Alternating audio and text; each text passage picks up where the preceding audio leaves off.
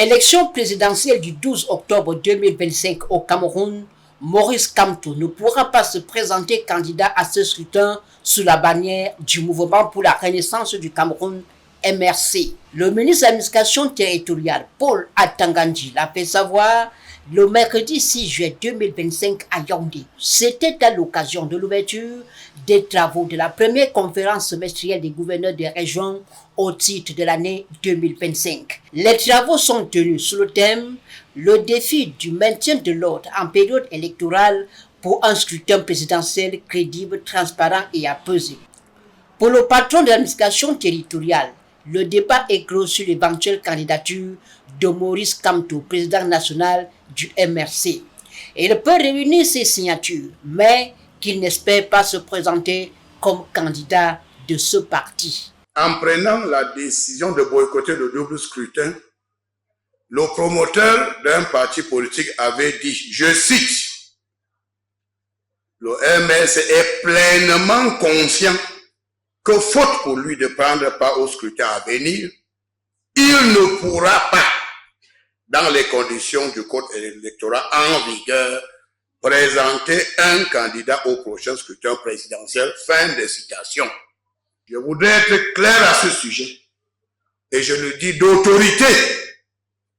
Le parti politique qui avait boycotté le double scrutin législatif et municipal du 9 février 2020 ne peut pas présenter un candidat à l'élection présidentielle de 2025.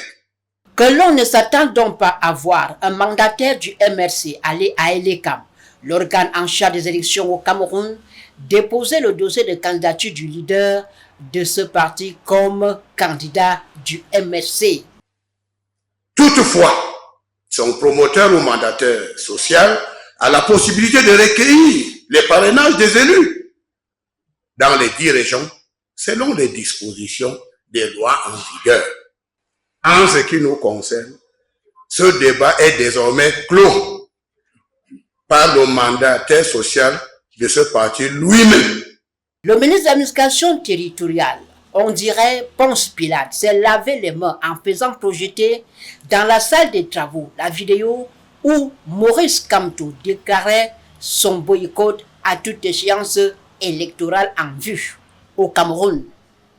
Le MRC a décidé de ne pas prendre part aux élections législatives et municipales du 9 février. Cette vidéo servira à coup sûr d'élément de preuve aux yeux de la communauté nationale et internationale.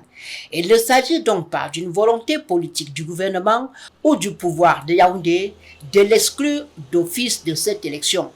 Lui-même s'est fait prendre au piège par ses propres déclarations, a laissé entendre le ministre de l'Administration territoriale, Paul Atangandji.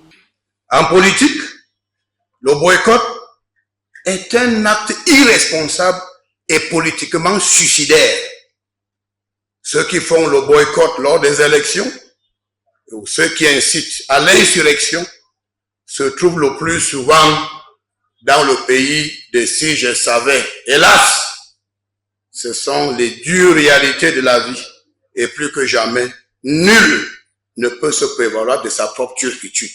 Au regard de ce qui précède, il faut déjà comprendre que les Camerounais doivent s'attendre à un rebondissement de Maurice Kamto devant les juridictions camerounaises et surtout la Cour constitutionnelle. Autre point à l'ordre du jour, c'est comment relever le défi du maintien de l'ordre avant, pendant et après cette élection présidentielle du 12 octobre prochain.